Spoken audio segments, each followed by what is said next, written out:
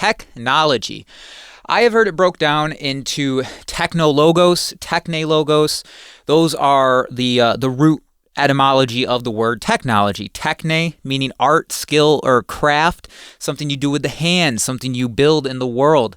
And the other part of that, logos, which is the mind, but it's also specifically kind of representing the mind externally through and this is commonly used through word, so logos, you're expressing the internal thoughts and emotions through the word. And that's interesting, because when you apply that to technology, I think of technology as literally the extension of the mind with the hand. And that's incredibly powerful. And that's where technology is everything. I mean, the idea of a chair at some point in time, somebody at some point in time, somewhere in the ether, was the first one to say, man, I like sitting on things out in nature. I could really use something to be able to sit down. I had that thought, I thought it first, and now I'm going to bring it into reality, and I'm going to make a chair. And it's so useful that we all commonly understand the word chair. That's the ability to communicate the same type of technology. We're all familiar with chairs. We know what you're saying. We all like to use chairs. It's a useful thing. So technology goes all the way down to that kind of stuff, a spoon or a fork or a bowl or a plate. Like, all of these things are forms of technology. It originated in the mind, and then we used our hands to extend the mind into reality. And with that understanding of technology, I really do view technology as magic. Technology is magic, and I view magic as the ability to influence the people and world around you through your mind and intent. And that is done through technology. For instance, right now, I can reach a large amount of people through technology, and I can influence them through my mind and through the expression of thought. And so again, technology, extending the mind with the hand, it's incredibly useful. And that's why, and the whole part of the reason I'm making this, and I'm pretty passionate about technology, is because I have gone through some interesting technology habits. I have one right here, and that is this guy. I used this on two separate occasions. One, I think, was for about a year. It was, I think, maybe like the first time it was 6 months to a year, and then I took a break, went back to the smartphone, and then 6 months to a year again. And this is a flip phone, for those of you who might not know. And I found that to be a very enjoyable experience. And something like this, I mean, this thing is pretty incredible. It still has your Google Maps on it. It still has everything like that. And the reason I had done that was thinking about these ideas that Professor Ted puts out there of, our over-reliance on technology. All right, I'm going to stop clacking that. I'm not great for the audio. Our over-reliance on technology, our replacing things that we would do in the mind and in the body and in the head with technology, and wondering and asking the question, is that always a good thing? Is that always for the better? And I would say that it also depends on what kind of technology you're using, which I'm going to talk about in a little bit, of being a big distinguishing factor in that. But first, I want to talk about consciousness, and that being the root cause of the issue that we are experiencing on the planet Earth right now, the slavery we are experiencing on the planet Earth. That is not because of technology itself. Technology is the tool of which we can choose to either build heaven on this earth or hell on this earth.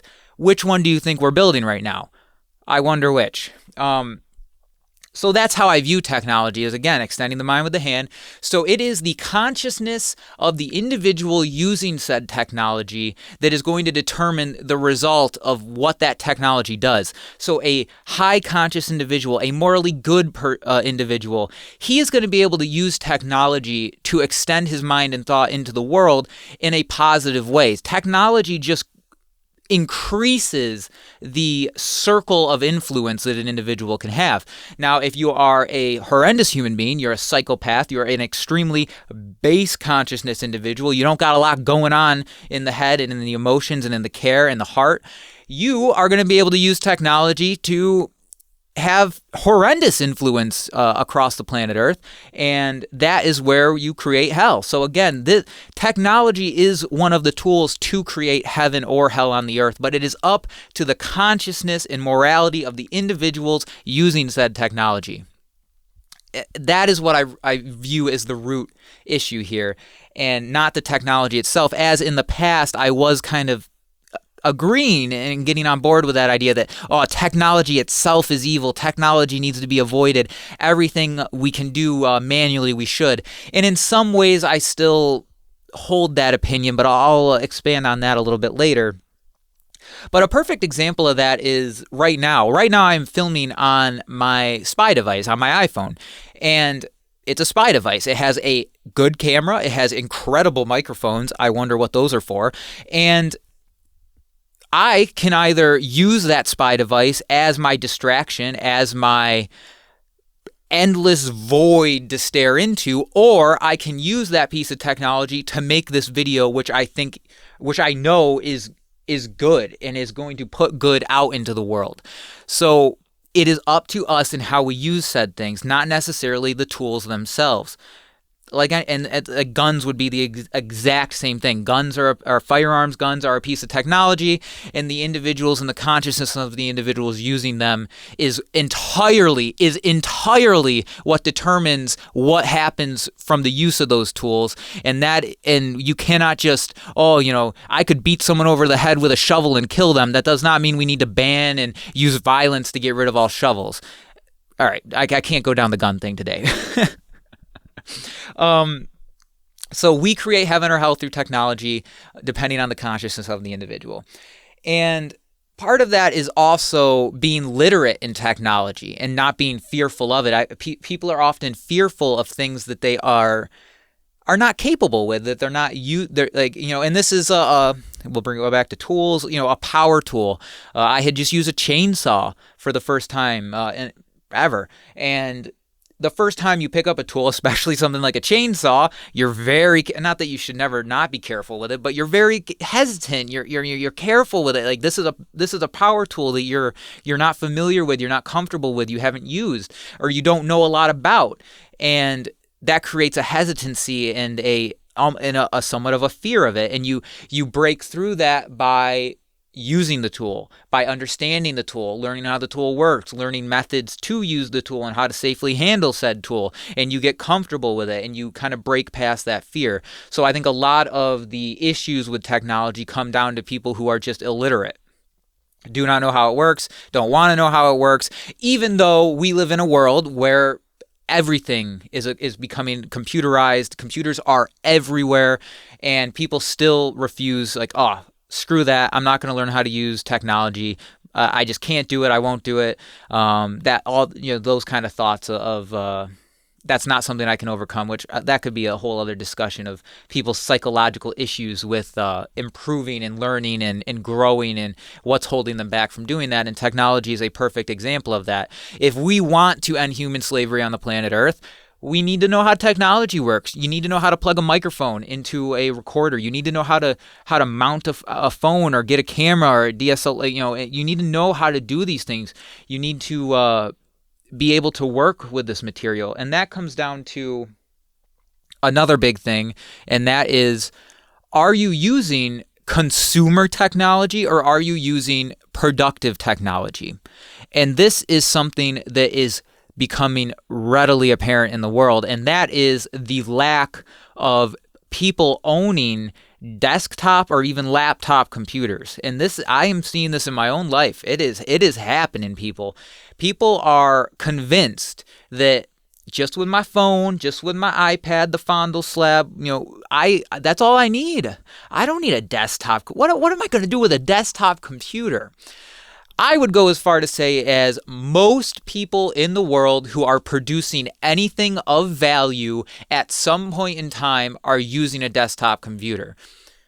That's what I'm going to say. Not everybody, but I'd say most. I mean, even you think that guy designing your consumer appliance that you're buying, you don't think that was designed in a CAD or in an electronic software using a powerful desktop computer? You don't think your plumber knows how to draft up schematics on a computer? You don't.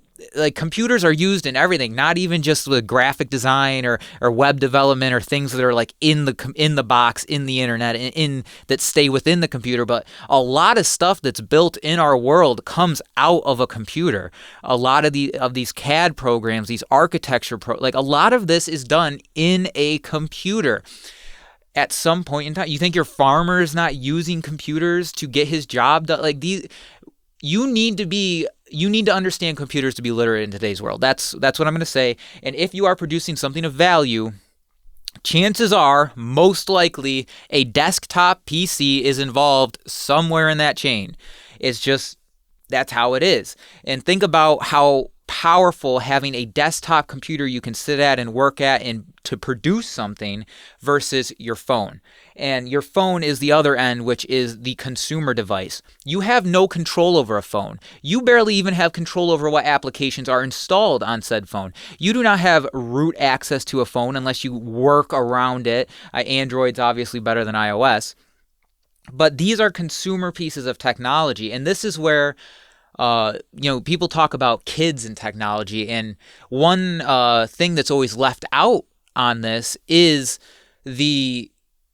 nobody ever talks about that side of it, or at least I never hear it. Is like, the discussion is always, oh, when do you give the kid technology, blah, blah, blah, blah, blah. But the discussion is never, well, what are we talking here? Are you sitting the kid in front of a Linux box and teaching him how the terminal works and saying, hey, kid, build whatever you want, make a script, do whatever you want, break it, rebuild it, do it over and over again, create a web server, do anything that produces something in the world, produces something of value? Or are what they most likely talking about handing the kid a fondle slab in which he's only knowing how to, I can navigate to YouTube and put on my bright, colorful videos and my kid videos and blah, blah, blah. And that's what most parents are doing is you set the kid in front of the tablet, the fondle slab, and you're good to go. And that is the another part of that over-socialized aspect is most kids nowadays are screwed. Not only are you stuck in that horrendous group of peers when you're out at public school, but when you head home, when you come home, there is still no private time because other kids in the past, like around, closer to my age, you were already screwed in that you had television. So you'd come home and you had television and the internet to hop on, and you were good to go with your distraction and your continual abstraction outside of reality. But nowadays it's even worse, to where basically every little kid that I see or know, they've got basically a 7-inch tablet in their pocket. They can just whip that thing out, and at any point in time, they've got a friend FaceTiming them or video messaging, and you literally have this other person with you all the time.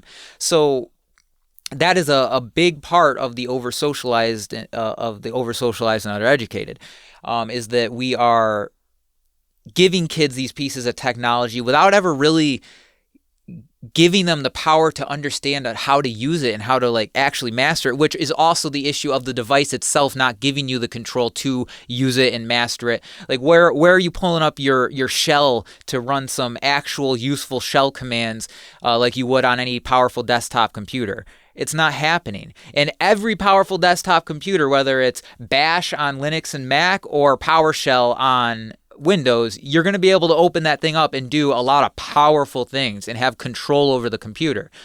And that's just not done on a consumer device. And don't get me wrong, I have an iPad, it's nice, but I understand that it's a consumer device. It's a great e-reader. It's a great device to surf the web on. I have some pretty useful music applications I use. That's about as close as it ever gets to being a useful device like that. But most people are convinced on the train, I don't need anything other than a phone or tablet. What would I ever do with a desktop computer? What would I ever try to make of value in the world? A desktop computer. You think people need desktop computers? Get out of here.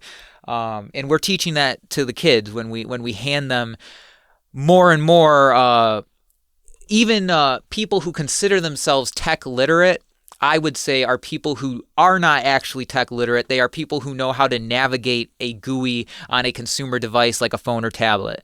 They are not actually understanding the functions, the operating system of said computer, or giving, which a lot of it, as I said, is the result of not giving the people the power to play around and mess with these things and to break them, to refix them, to read, just that that learning process that we should be giving to our kids. That's a big issue. And I just want to leave. I think I'm about wrapped up with my thoughts here on technology. The consciousness of the individual is the root problem with it.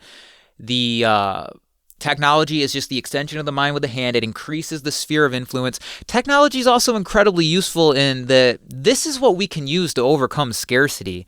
I mean, people are still in the whole fear and scarcity. There isn't enough of everything. Screw you. Give me money. Blah, blah, blah, blah, blah. Like, I can't do anything without getting my reward first. Like, that is very much the mindset humanity's in currently. But technology is how we overcome issues like scarcity. Food is a perfect example of that. If you don't think we already have enough food, we already have the technology capable of producing enough food to feed every human being on the planet Earth, you're a naive fool. So technology is beautiful in that way, and that it can allow us to overcome scarcity. And we are already at that point. People just have not woken up and understanding and gotten into that abundance mindset. We're still very much in the scarcity, fear, which is by design. That scarcity is a whole other thing to talk about.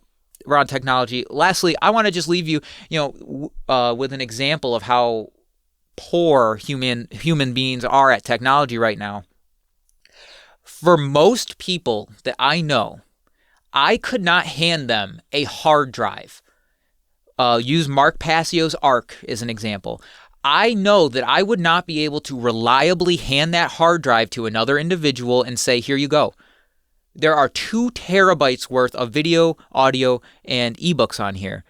Go nuts. Look through it. Do and do everything you can. And my point is that most of them would not even have a device capable of, or even know how to open up like an AVI video, for instance. Do you know that you need to download a player such as VLC or something similar that can play any video format on existence? You probably don't. You probably don't even have a device of which you can plug a USB cable into to be able to access and look at said hard drive.